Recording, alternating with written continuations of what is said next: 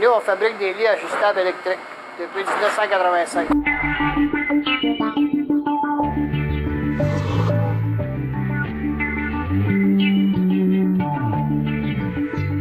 On est une petite entreprise, on n'a pas les moyens de payer des salaires comme les grandes entreprises.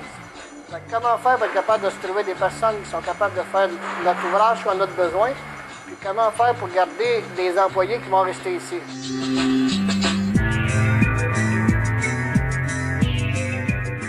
C'est de trouver des employés qui sortent autour, qui restent autour du village où on reste. Puis après ça, vu qu'il n'y a pas de personnes compétentes à des prix qu'on peut garder, bien, il faut opter pour leur montrer. Fait qu'il faut prendre le temps de les habituer, de les expliquer le machinage, de les expliquer la soudure, notre façon de réfléchir, notre façon de faire. Puis la seule façon de faire, c'est de leur montrer nous autres mêmes. Fait que quand quelqu'un nous a proposé d'avoir un régime d'apprentissage, c'était quelque chose qui nous intéressait énormément. Il y avait un cours en mécanique d'ajustage, ces choses-là, mais il n'avait pas travaillé à l'usine. Quand il me l'a demandé, j'ai accepté tout de suite parce que je voyais que je pouvais apprendre des choses nouvelles. À un moment donné, dans la vie, on ne sait pas tout, on a toujours à en apprendre. Pascal, lui, il sortait de l'école et puis il n'avait pas d'expérience dans ça non plus. Mais c'était un gars qui était fonceur, qui voulait se débrouiller et qui voulait apprendre. Qui m'a offert ça, c'était dans mon milieu de travail, mettons, je travaillais.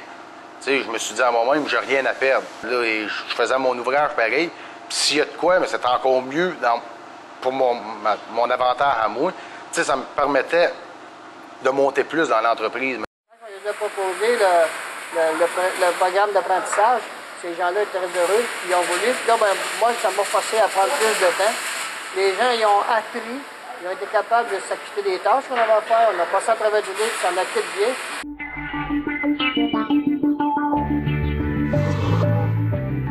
J'ai commencé par apprendre à faire des gabarits, puis faire des nouveaux modèles de lit, trouver des nouveaux parcours, puis les forces de moteur, puis toutes ces choses-là.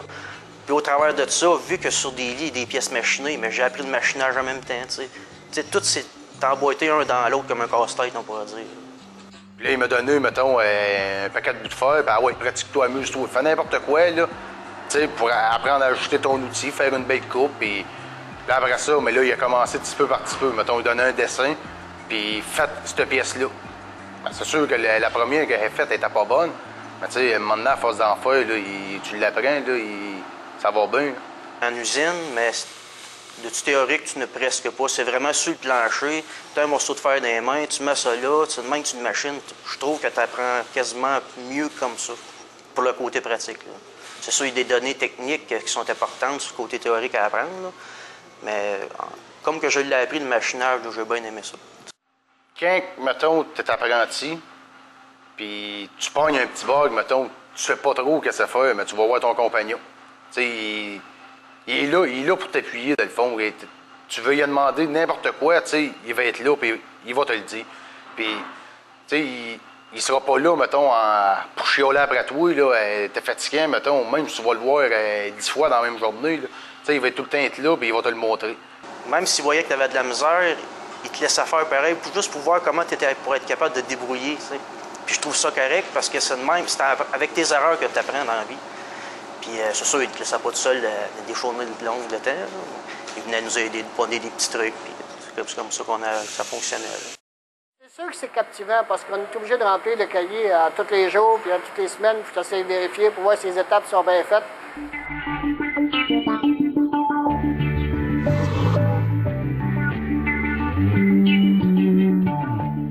C'était pas comme, mettons, ces bancs d'école du Beauvais-le-Crown, là, puis après ça, il faut que tu fasses, je sais pas, moi, une composition de 10 pages, là. C'était surtout, mettons, notre compagnon qui nous évaluait, là, mettons, telle affaire, il l'a-tu fait? Oui, OK, c'est correct, on l'a fait. Le régime d'apprentissage est reconnu. Quand les gens arrivent et montrent leur livre, comme de quoi qu'ils ont fait un régime d'apprentissage, qui ont les attestations, comme de quoi qu'ils ont bien réussi, ce que nous autres, on leur demandait, ça pèse pas mal dans un CV.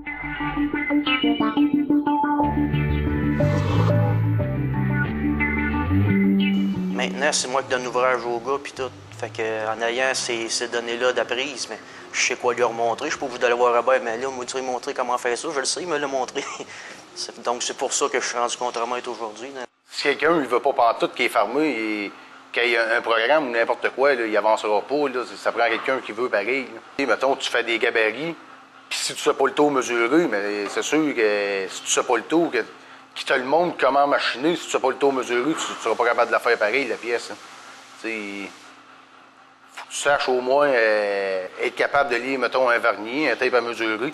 Puis là, après ça, mais là, tu passes. C'est ton vouloir. Si tu veux pas, mais t'avances pas. Mais si tu veux, ben, tu peux soulever des montagnes. Être capable de leur remonter mon savoir. Parce qu'il ne faut pas se le cacher. Puis on avance en âge. Puis je ne sais pas si j'arriverai à prendre quelqu'un encore à zéro puis lui montrer tout ce que j'ai appris pendant toute une vie. C'est quasiment impossible parce qu'il ne m'en reste pas assez long. Mais le peu que je peux montrer, ces gens-là vont pouvoir se débrouiller.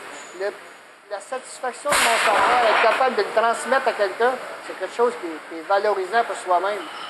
Puis de voir des personnes à qui tu as montré, qui viennent un temps, qui se débrouillent aussi bien que toi, sinon plus, c'est encore plus satisfaisant, c'est encore plus... ça nous fait un petit quelque chose à l'intérieur qui dit, bon ben moi je suis satisfait, j'ai accompli ma tâche, j'ai plus rien à prouver, j'ai essayé, j'ai réalisé, j'ai montré à des gens, puis ils ont réalisé autant que moi.